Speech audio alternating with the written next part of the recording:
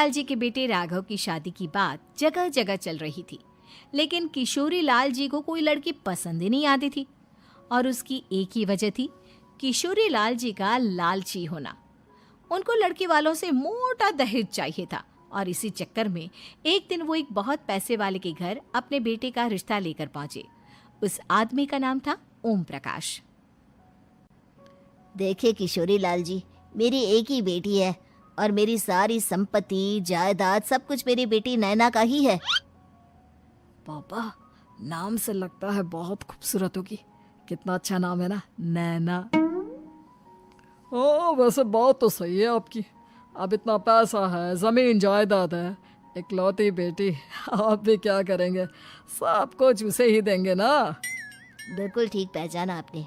बस बेटी की शादी और सारी जायदाद उसके नाम। पापा, बिना देखे हाँ कर दीजिए ना। इतना अच्छा रिश्ता फिर कहाँ मिलेगा? माला माल हो जाएंगे हम। मैं अपनी बेटी को बुलाता हूँ। अरे नहीं नहीं नहीं नहीं, आपकी बेटी का नाम नैना है, सुनकर ही लगता है बहुत सुंदर होगी। रहने दीजिए अंकल, मैं तो आपकी बेटी के नाम से ही इतना खुश हो गया हूँ कि उसे बिना देखे शादी करने को तैयार हूँ। अब तो मैं उसका चेहरा सीधे शादी के बाद ही देखूंगा। और इस तरह राघव नैना का चेहरा नहीं देखता और उससे शादी कर लेता है। शादी के बाद अपनी सुहाग रात पर जब राघव नैना का घूंघट उठाकर देखता है तो नैना की आंखें बंद थी। कितनी खूबसूरत हो तुम नैना, जरा अपनी आंखें खोलकर मेरी तरफ देखो तो सही। नहीं, मुझे शर्म आती है। अरे, मैंने तुम्हें शादी से पहले भी नहीं देखा, और अब अगर तुम आंखें खोलकर मुझे देखोगी भी नहीं तो मुझे अच्छा कैसे लगेगा? इससे पहले कि नैना अपनी आंखें खोलकर राघव की तरफ देखती, अचानक से लाइट चली गई और राघव नैना को पूरी तरह से देख भी नहीं पाया। अगली सुबह नैना राघव के लिए नाश्ता बनाकर लेकर आई। अरे ये क्या, आधा पराठा सीका हुआ है और आधा बिल्कुल कच्चा। ये तुमने क्या किया नैना?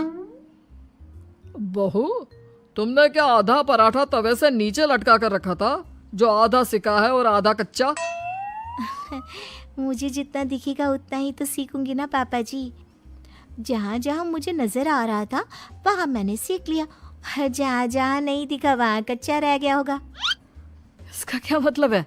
ये कैसा मजाक कर रही है तुम? अरे बहू, तुमने इतना लंबा घूंघट क्यों लगाया हुआ है? देखो, हमारे घर में बहुओं को बेटी की तरह रखा जाता है, और फिर तुम तो इतना सारा माल लेकर आई हो। देखो, ये घूंघट डालकर रखने की कोई ज़रूरत नहीं है। हाँ नैना, पापा जी ठीक कह रहे हैं, तुम तो आराम से रहो, अपना ही घर समझो। नैना अचानक से अपना घूंघट उठा लेती है। अरे ये क्या पापा, नैना की तो एक आंख फूटी हुई है। नाम से नैना, लेकिन ये तो कानी बहू निकली। मेरे साथ धोखा हुआ है, धोखा। बिना दिखाए अपनी कानी लड़की मेरे संग ब्याह दी। मुझे कानी बीवी नहीं चाहिए। मुझे अभी ओम प्रकाश जी से बात करनी पड़ेगी। आखिर उन्होंने मेरे साथ ऐसा किया क्यों? अरे, आप लोगों ने ही तो पापा से कहा था कि आप लोग शादी से पहले मुझे देखना नहीं चाहते। अब मेरे पापा पर क्यों इल्जाम लगा रहे हैं? अरे लेकिन उन्हें बताना तो चाहिए था ना कि तुम कानी हो, एक आंख से तुम्हें दिखाई नहीं देता। किशोरी लाल और राघव नाराज होकर ओम प्रकाश को अपने घर बुलाते हैं। पापा जी, ये आपने क्या किया? शादी से पहले बताया क्यों नहीं कि नैना की आंखों में परेशानी है? अरे, आप ही ने तो लड़की देखने से मना कर दिया था। और लेकिन आप बता तो सकते थे। आपको तो हमारी बेटी की प्रॉपर्टी चाहिए थी, वो भी पूरी की पूरी। अब क्या हुआ अगर उसे आधा दिखाई देता है? प्रॉपर्टी तो आपको पूरी मिल गई ना। अरे ये क्या बात हुई? मेरी शादी प्रॉपर्टी से नहीं, आपकी बेटी से हुई है। अब ये तो पहले सोचना चाहिए था, तब तो मेरी प्रॉपर्टी देखकर तुम्हारी जुबान लप लपा रही थी। लेकिन मैं कानी लड़की को अपनी बीवी बनाकर नहीं रख सकता। पापा, कुछ करिए ना आप। हाँ, करता हूँ। देखिए ओम प्रकाश जी, आप हमारे साथ ऐसा नहीं कर सकते।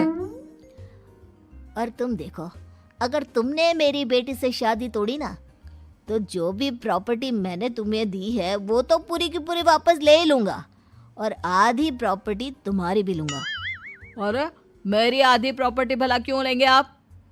इसलिए क्योंकि मेरी बेटी को आधा नजर आता है और उसकी नजर अभी तक तुम्हारी आधी जायदाद पर ही पड़ी है।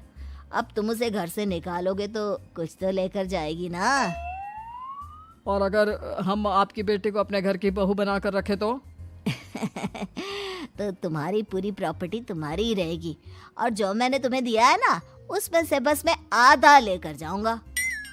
अरे लेकिन अब आप अपनी दी हुई प्रॉपर्टी में से आधी वापस क्यों लेकर जाएंगे?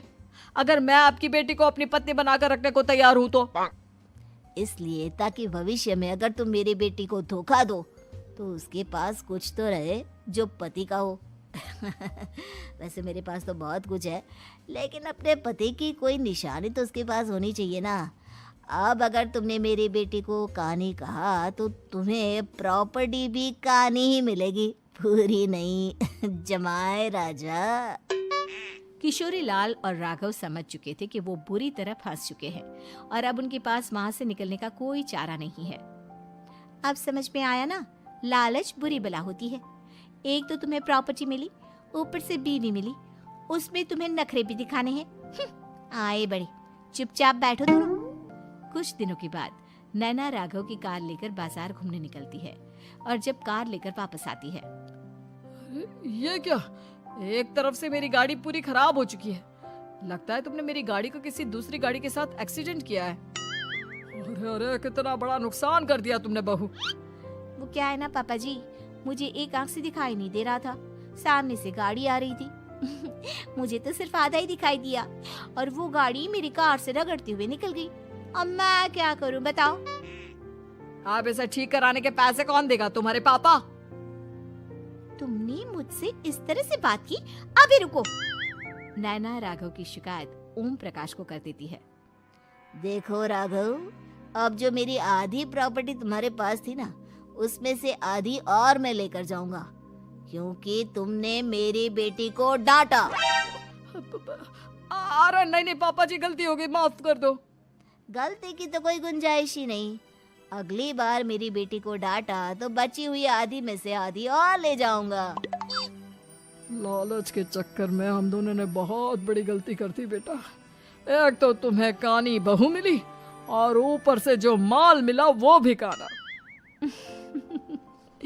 इस तरह राघव की हर एक गलती पर ओम प्रकाश उसकी प्रॉपर्टी का आधा आधा हिस्सा लेकर अपना सारा माल वापस ले गया और राघव को कानी बीवी से काम चलाना पड़ा।